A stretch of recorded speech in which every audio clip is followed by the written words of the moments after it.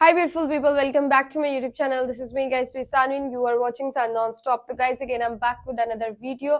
और आज की जो हमारी वीडियो है, मेजर गौरव आर्या की वीडियो लेकर आ चुकी हूँ। सजेशन आ रही थी कि मेजर गौरव आर्या की वीडियो क्यों नहीं आ रही, मेजर गौरव आर्या की वीडियो के ऊपर रिएक्ट करें। तो मेजर गौरव आर्या बोल रहे हैं कि भाई जस्टिस हो चुका, ठीक है, ऑपरेशन सिंदूर जो हुआ उसके अंदर जस्टिस हो चुका है। लेकिन मैं आप लोगों को बता दूं 7 तारीख को जो है वो 6 से 9 जगह, इंडिया वाले 9 जगह बोल रहे हैं, पाकिस्तान वाले इसको 6 जगह बोल रहे हैं। अब मैं पहले बता रही हूँ, कंफ्यूजन हो रही है, हर बंदे को हो रही है, क्योंकि पाक मीडिया कुछ और कहता है और इंडियन मीडिया कुछ और कहता है। तो क्या था कि अभी जो है वो आज सुबह सुबह लाहौर के अंदर जो है अटैक हुआ है, इट्स अ ड्रोन अटैक। तो इसके बारे में जो गौरव आर्या क्या कह रहे हैं और किस तरीके से बोल रहे हैं कि जस्टिस हो चुका है, तो अभी क्या और अटैक नहीं होगा? बिकॉज मेरे कमेंट बॉक्स के अंदर लोग बोलते हैं पिक्चर अभी बाकी है। ठीक है भाई, पिक्चर मत दिखाओ, ठीक है, बस ठीक है, जितना हो गया हो गया। अब मेरे ख्याल से सुलह हो जानी चाहिए, जंग नहीं होनी चाहिए, ये मतलब एयर स्ट्राइक्स वगैरह ना करो यार। बीच में जो है ना बहुत मासूम लोग भी मरते हैं, बस इसी बात का दुख है। तो मुझे लोग पूछ रहे थे तुम्हें रात को नींद आई, ये हुआ वो हुआ, यार नहीं आती नींद। अब मैं जिस एरिया में रहती हूँ उधर ब्लैकआउट कर दिया गया है, तो क्या है कि रात को 10 बजे के बाद लाइट्स नहीं ऑन होती। इंडिया में भी काफी, मुंबई या और भी कुछ एरियाज है जहाँ पे ब्लैकआउट हो चुका है। तो यहाँ पर भी हुआ सिचुएशन, वहां पर भी नॉर्मल नहीं है सिचुएशन, यहाँ पर भी नॉर्मल नहीं है। तो नॉर्मल होनी चाहिए सिचुएशन। आम लोग बेचारे डर डर के, मेरे जैसे जो है वो ज्यादा ही डरपोक जो होते हैं, वो भी ज्यादा जल्दी डर जाते हैं। तो खैर बड़े बड़े वीडियो की तरफ चलते हैं। लाइक सब्सक्राइब एंड चेक करते जाइएगा, सब्सक्राइब करना बिल्कुल नहीं भूलना। और भी किसी वीडियो के ऊपर रिएक्शन चाहिए, let me know in the comment section. तो let's jump into the video. कई लोग थे जो शक कर रहे थे हमला होगा कि नहीं होगा, पाकिस्तान को क्या उसी की भाषा में जवाब दिया जाएगा कि नहीं। कुछ लोग ये कह रहे थे कि राफेल के नीचे नींबू और मिर्ची टांग दी, इससे क्या होगा। वो मिर्ची कहां लगी? 2 मिसाइल गिराए भी तो नींबू किसकी आंखों में निचोड़ा गया? आज आपको पता लग गया होगा दोस्तों। आज का एपिसोड ऑपरेशन सिंदूर के नाम। चलिए मैं आपको कुछ भयानक टाइप की डिटेल्स बताता हूं। दोस्तों, एक प्रेस ब्रीफिंग होती है जिसमें फॉरेन सेक्रेटरी विक्रम मिस्री पहले अपनी डिटेल्स देते हैं ऑपरेशंस के बारे में, फिर कर्नल सोफिया कुरैशी, ये है कर्नल सोफिया कुरैशी, और विंग कमांडर व्योमिका सिंह, ये पूरी की पूरी डिटेल देती हैं। और डिटेल में कहती हैं कि सिर्फ पहलगाम नहीं, 26/11, अक्षरधाम मंदिर, पार्लियामेंट अटैक, चुन चुन के बदला लेंगे, चुन चुन के, जिसने यह करा है। और यही प्रधानमंत्री मोदी का वादा भी था, तुम कहीं भी छुपो बेटा, तुम कहीं भी छुपो, कोई बिल में छुपो। और मुझे तो ऐसा लगता है कि अगर ये विदेश भी चला गया उसको वहां से भी ढूंढ निकालेंगे। कहां भागेगा, जमीन कम पड़ जाएगी भागने के लिए, लेकिन तुम्हें चुन चुन के ठोकेंगे। The strikes, which lasted from 1:05 to 1:30 a.m. on 7th May, were carried out jointly by the Indian Army, Navy and Air Force under code name Operation Sindoor। दोस्तों, अभी तक आपने सिर्फ इसमें भूमिका इंडियन एयर फोर्स की ही सुनी है कि हमारे जहाज गए और ये 8, 10, 15 जितने भी टारगेट थे, मैं पूरी डिटेल बताऊंगा आपको, कौन कौन से टारगेट कहां कहां थे, किसको मारा, क्या करा। वीडियोस आप सुबह से देख रहे हैं, सुबह से देख रहे हैं आप वीडियो। लेकिन दोस्तों, एक बात मैं आपको बताऊं, अभी तक इस ऑपरेशन के बारे में मैं बड़ी जिम्मेदारी से कह रहा हूं कि हमें 10% भी नहीं पता। We don't know 10% of what has happened. ये सरकार धीरे धीरे आपको बताएगी। अब देखिए, इंडिया वालों ने किया, अब कह रहे हैं बोला कि साहब इंडियन आर्मी ने भी करा, नेवी ने भी करा, एयरफोर्स ने भी करा। मैं पूछना चाहता हूं कि एयरफोर्स ने करा, ये तो हमें पता लग गया, इंडियन नेवी ने क्या करा, इंडियन आर्मी ने क्या करा। कुछ दिन पहले मैं आपको यही बात कह रहा था, आईएनएस विक्रांत कहीं ना कहीं अरेबियन सी में है। और जब आईएनएस विक्रांत चलता है तो भाई साहब अकेले नहीं चलता, सबमरीन भी होती हैं, फ्रिगेट भी होती हैं, मिसाइल बोट भी होती है, डिस्ट्रॉयर भी होते हैं, एयरक्राफ्ट भी हैं, शिप्स भी हैं, दुनिया भर का तामझाम है यार ड्रोन श्रोन के साथ। ऐसी मजाक है। अब बाद में पता लगेगा इस्तेमाल हुआ कि नहीं हुआ। मुझे तो ऐसा शक है कि कहीं ऐसा ना हो कि विक्रांत से जहाज उड़े और ठोक दिया। यह भी हो सकता है, मैं ये नहीं कह रहा है हुआ है, मैं कह रहा हूं पॉसिबल है, क्योंकि ये कह रहे हैं आर्मी, नेवी और एयरफोर्स तीनों इन्वॉल्व थे इस ऑपरेशन में।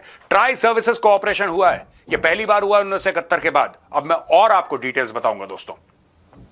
कर्नल सोफिया कुरैशी कहती हैं, the operation Sindoor targets included Markaz Taiba Muridke in Pakistan, where Ajmal Kasab, जहां पे अजमल कसाब जो 26/11 का मेन टेररिस्ट था, one of the terrorists behind Mumbai attacks that left 166 people dead in 2008, and David Headley, ये जो जेल में पड़ा है अमेरिका के, the mastermind of the attacks, took training जहां पे डेविड हेडली ने ट्रेनिंग ली, जहां पे अजमल कसाब ने ट्रेनिंग ली, उसका नाम है मरकज तैयबा मुरीद के।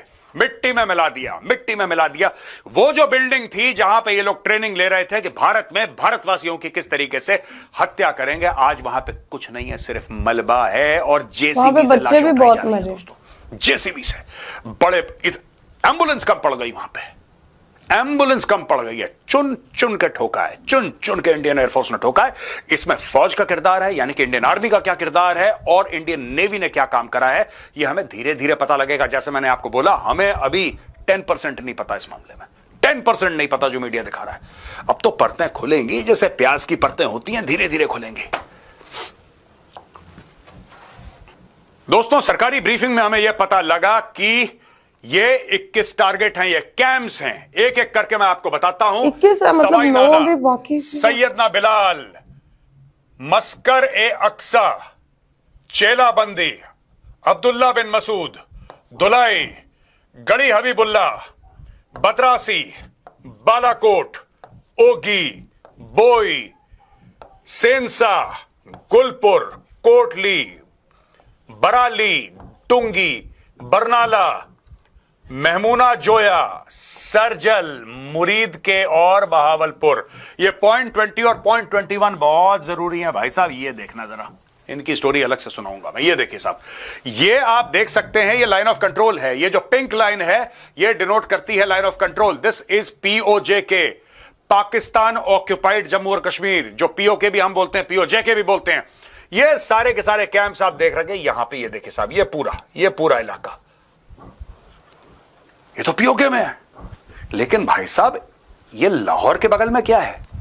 ये सारे कैंप्स कौन से हैं जो रेड डॉट्स हैं? ये क्या हो गया दोस्तों? आज तक चाहे वो सर्जिकल स्ट्राइक थी या बालाकोट था, भारत ने पार करा था लाइन ऑफ कंट्रोल। इस बार भारत ने पार कर दिया इंटरनेशनल बॉर्डर। और अगर पाकिस्तान ये कहता है कि एक्ट ऑफ वॉर है, तो मैं कहता हूं एक्ट ऑफ वॉर है। हाँ, एक्ट ऑफ वॉर है। कर दिया। अब तुम्हारी बारी है। और जनरल आसिम मुनीर, तुम्हें खुला चैलेंज है यार, तुम करो ना, कुछ तो करो। हिंदू इतने मरेंगे कि लकड़ियां कम पड़ जाएंगी अंतिम संस्कार के लिए। बाबरी मस्जिद की पहली ईंट एक आम सिपाही रखेगा और पहला अजान देगा आसिम मुनीर सिपा सालार। क्यों? इतने न्यूक्लियर बम मारेंगे कि पुष्ट दर पुष्ट भारत की मिट्टी में कुछ नहीं उगेगा। अब कुछ करने का वक्त है। डायलॉग तुमने मार लिया, डायलॉग तुमने मार लिया आसिम मुनीर, तुम्हारे मंत्री संतरी ने डायलॉग मार लिया। अब तुम्हारे हाथ में है, तुम्हें रिस्पॉन्ड करना है। और मैं आज भगवान से प्रार्थना करता हूं कि एक मिनट, पाकिस्तानी मीडिया के ऊपर ये आ रहा है कि उन्होंने भी अटैक किया है इंडिया के ऊपर, और कुछ मतलब आर्मी के कुछ कैंप्स वगैरह थे इंडियन आर्मी के, वहां पर अटैक हुआ है। और फिर इंडियन आर्मी की तरफ से व्हाइट फ्लैग भी हुआ है। अब यहाँ पे आते हैं कुछ और न्यूज मिलती है, पाक मीडिया पे कुछ और न्यूज मिलती है। आसिम मुनीर हमारे मिलिट्री टारगेट्स पर हमला करे, ये मैं भगवान से प्रार्थना करता हूं। Military targets only. आप मिलिट्री टारगेट्स में हमला करो। आप हमारे डैम में, बगलियार ने पानी रोका, बुरा लगा, बम मारो। किशनगंगा मेजर साहब, आप जंग चाह रहे हैं, नीलम झेलम सूखने वाला हम नहीं चाह रहे। मारो, एक मिसाइल मारो, पाओ पाओ किलो के बम मारो। मैं ऐसा क्यों कह रहा हूं? Don't say। मैं पाकिस्तान को क्यों कह रहा हूं कि तुम हमें अटैक करो? दोस्तों, मैं इसलिए पाकिस्तान को कह रहा हूं अटैक करो, क्योंकि जब पाकिस्तान अटैक करेगा तो फिर भारत को पूरा का पूरा एक एक्सक्यूज मिल जाएगा पाकिस्तान का कीमा बनाने का। आपने ट्वीट देखा? ट्वीट में साफ साफ भारत ने क्या बोला है? भारत ने बोला है कि जो हमने रिस्पॉन्ड करा पहलगाम के टेरर एक्ट के खिलाफ, जो हमने रिस्पॉन्स करा पाकिस्तान से, वो नॉन एस्केलेटरी था। यानी कि हम नहीं चाहते एस्केलेशन हो, हमने सिर्फ टेररिस्ट को चुन चुन के मारा है और हमने मिलिट्री टारगेट्स नहीं लिए। यह भारत ने बोला है। अब दोस्तों, बात यह है कि पाकिस्तान, भारत के अंदर तो टेररिस्ट कैंप है नहीं, तो पाकिस्तान जवाबी कार्रवाई क्या तालाब में मार देगा मिसाइल, रेत के टीले में मार देगा? नहीं, उसको कहीं ना कहीं तो मारना पड़ेगा। इसलिए मैं पाकिस्तान से कह रहा हूं, आसिम मुनीर, तुम मारो यार, तुम मारो, मिलिट्री टारगेट पे मारो। डिव हेडक्वार्टर है, कोर हेडक्वार्टर है, कहीं मारो, हमें भी मौका लगे यार। मैंने पूरी लड़ाई कभी नहीं देखी, पूरी लड़ाई जैसे 71 की हुई थी ना, कारगिल तो एक इलाके की लड़ाई है, थी वो भी बड़ी भयानक, लेकिन वो एक इलाके की लड़ाई थी। मैंने अपनी जिंदगी में कभी नहीं देखा यार। मेरे पैदा होने से पहले 1971 की लड़ाई थी। मैं दोबारा देखना चाहता हूं कि जंग हम नहीं मुझे भी पता लगे यार। हमारी इस जनरेशन को भी पता लगे कि जब युद्ध होता है तो कैसे होता है, और जब पाकिस्तान का विभाजन होता है वो विभाजन कैसे होता है। पिछली बार क्या हो गया मेजर साहब, बलूचिस्तान बनाएंगे। हम नहीं जाते जंग। दोस्तों, सारे सिपाही बोलते चलते नहीं हैं, कुछ सिपाही चुप होते हैं और उड़ते हैं। आज वही दो सिपाहियों से मैं आपको मिलवाना चाहता हूं। एक है हैमर और दूसरा है स्कैल्प।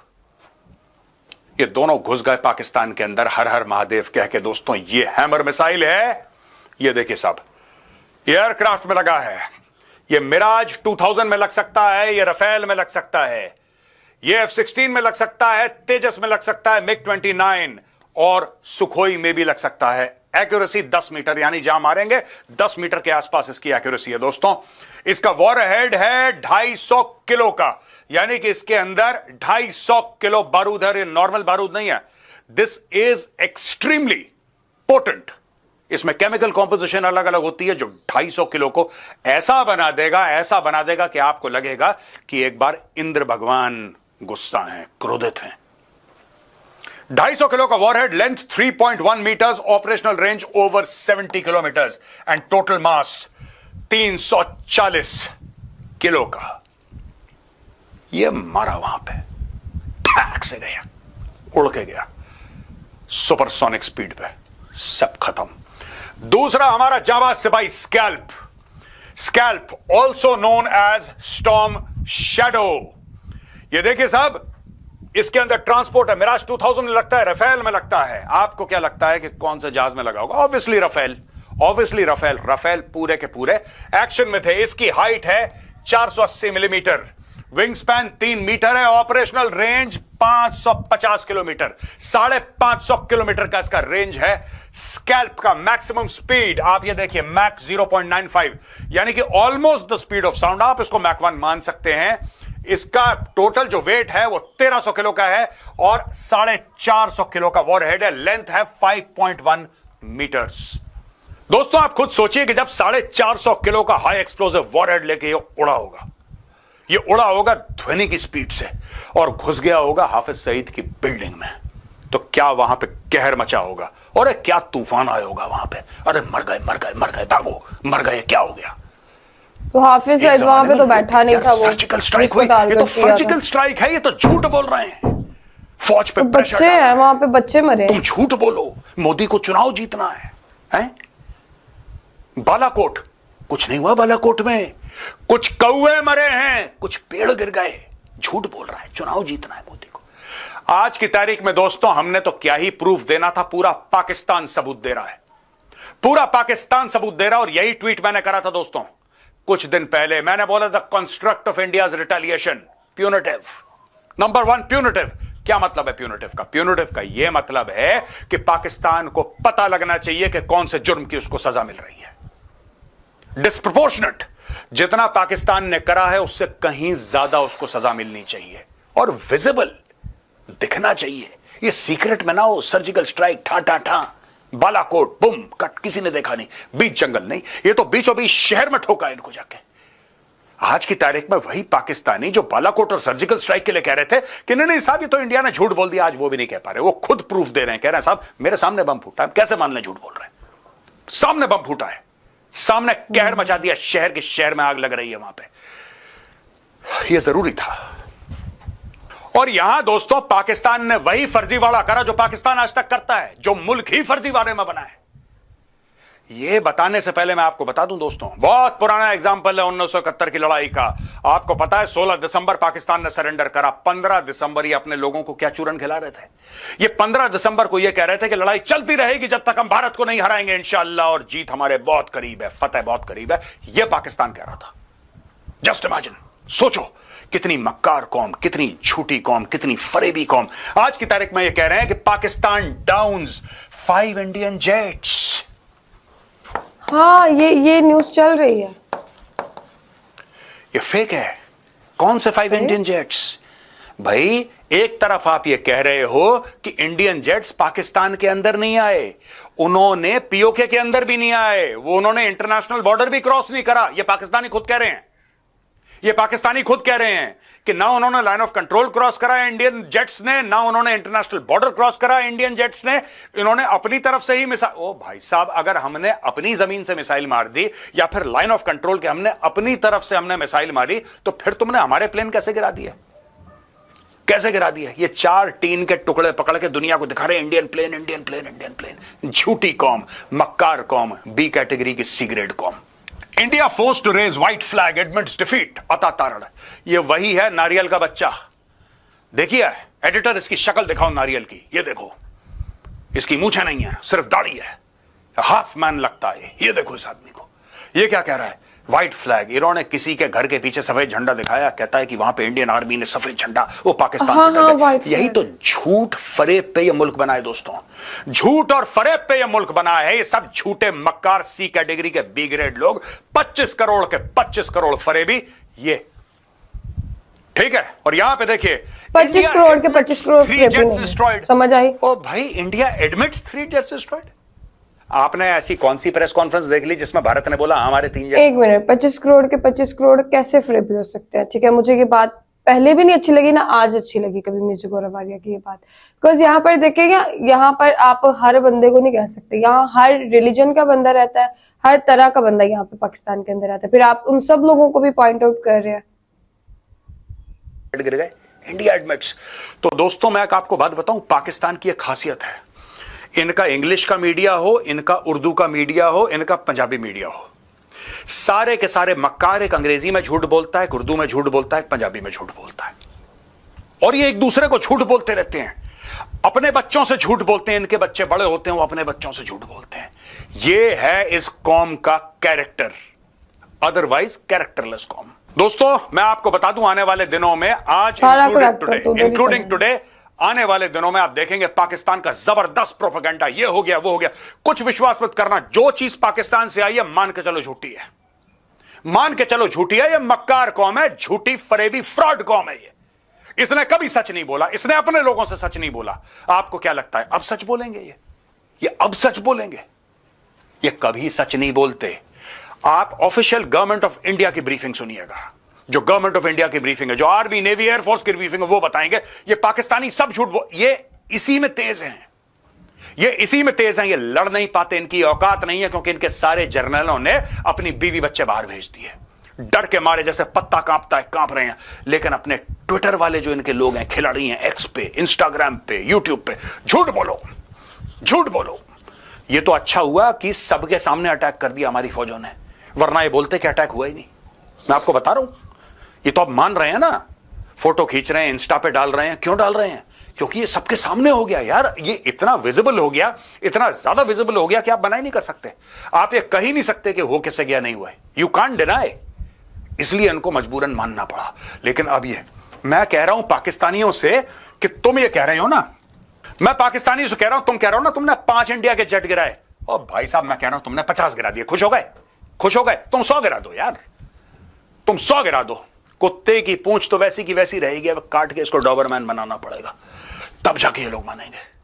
ओके गाइस, ये थे मेजर गोरावारिया और उनकी वही तल्ख कलामी और सख्त किस्म की गुफ्तगू बातें। और मुझे सजेशन आ रही थी बहुत ज्यादा कि मेजर गोरावारिया की वीडियो के ऊपर रिएक्ट करें। मुझे पता था कि मेजर गोरावारिया ऐसा कुछ बोलेंगे कि गुस्सा फिर आता है। 25 करोड़ अवाम जो है वो गलत नहीं हो सकती, उसमें अच्छे लोग भी हैं, ठीक है, उसमें कुछ इनोसेंट लोग भी हैं। आप सबको पॉइंट आउट ऐसे नहीं कर सकते। प्रीवियस वीडियो के अंदर भी जो है इस चीज पे मुझे उनकी तराज रहता है कि वो ऐसे क्यों बोलते हैं।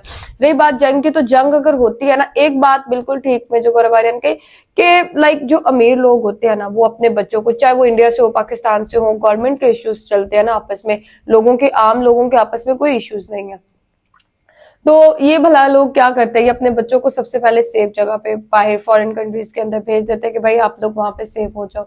बाद में मैंने पहले भी कहा था कि जो इनोसेंट गरीब लोग है ना, वो मरते हैं, वो जंग का शिकार होते हैं, और जंग किसी सूरत में भी किसी को भी नहीं पसंद। ये बात नहीं है, मतलब कुछ लोग ऐसे हैं, मतलब मेजर गोरावारिया बोल रहे जंग करो, बम मारो, ये करो, वो करो, बहुत ज्यादा डिजास्टर हो जाएगा। पाकिस्तान का तो होगा, कौन सा इंडिया बच जाएगा उससे? जितनी भी तबाही होगी इंडिया की भी उसी हिसाब से तबाही होगी जिस हिसाब से पाकिस्तान की तबाही होती है। और दोबारा से एक नए सिरे से चीजों को शुरुआत करना, कंट्रीज को दोबारा से डेवलप करना बहुत मुश्किल हो जाएगा।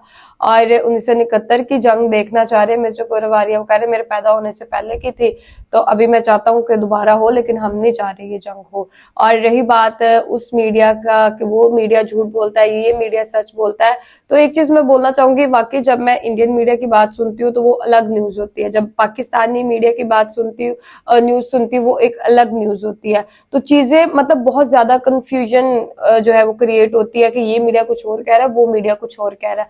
अभी भला क्या होगा जब ये माहौल सारा ठंडा होगा ना, फिर हम लोगों को पता चलेगा कि सही में न्यूज क्या थी। आ जाएंगी चीजें, सच कभी छुपता नहीं, सच सामने आ ही जाता है। तो रही बात व्हाइट फ्लैग की, तो व्हाइट फ्लैग वाकई पाकिस्तानी जितना भी जो है वो न्यूज मीडिया है उसके ऊपर ये चीज आ रही है कि भारत ने जो है वो व्हाइट फ्लैग जो है वो लहरा दिया है अपनी वादी के ऊपर, LOC के ऊपर। तो अभी जो है वो सुलह हो गई, तो मैं बड़ी खुश हुई, मैंने कहा चलो अच्छी बात है यार, मतलब शुरुआत हो गई है सुलह सलामती की। लेकिन अभी दोबारा से लाहौर के अंदर जो अटैक हुआ है, इंडिया भी मान नहीं रहा, इंडिया कह रहा है हमने वो अटैक किया ही नहीं, वो ड्रोन अटैक हमारी तरफ से नहीं था। लेकिन मुझे लगता है कि उनकी तरफ से था, बिकॉज कल रात को भी हुआ और तो अभी किसी से हमारी लड़ाई झगड़ा नहीं ना चल रहा, इनसे चल रहा, तो इन्होंने किया होगा। आप लोगों को क्या लगता है कि ये ड्रोन अटैक इंडिया की तरफ से हुआ होगा कि नहीं हुआ होगा? लेकिन मुझे लगता है कि उनकी तरफ से हुआ होगा। लेकिन एक चीज है, आप लोग भी अपनी राय कमेंट में जरूर दीजिएगा, लाइक सब्सक्राइब एंड शेयर करते जाइएगा। और इस टाइम तो पाकिस्तान के अंदर भी डर का माहौल है, और इंडिया के कुछ इलाके जहाँ पे ब्लैकआउट हुआ है वहां भी डर का माहौल है। और LOC के करीब जितने भी गांव इधर उधर इंडिया पाकिस्तान के अंदर रहते हैं ना, वो बेचारे बहुत डरे हुए हैं। उनके घर वालों के में से कोई ना कोई डेली बेसिस के ऊपर इस चीज का शिकार हो रहा है। तो ये इस चीज का बुरा लगता है कि यार जंग नहीं होनी चाहिए। तो गाइज आप लोगों का क्या कहना है? आप लोग भी अपनी रेकमेंड में दीजिएगा। तो चलिए गाइज, मिलते हैं आपको नेक्स्ट वीडियो के अंदर। Bye bye.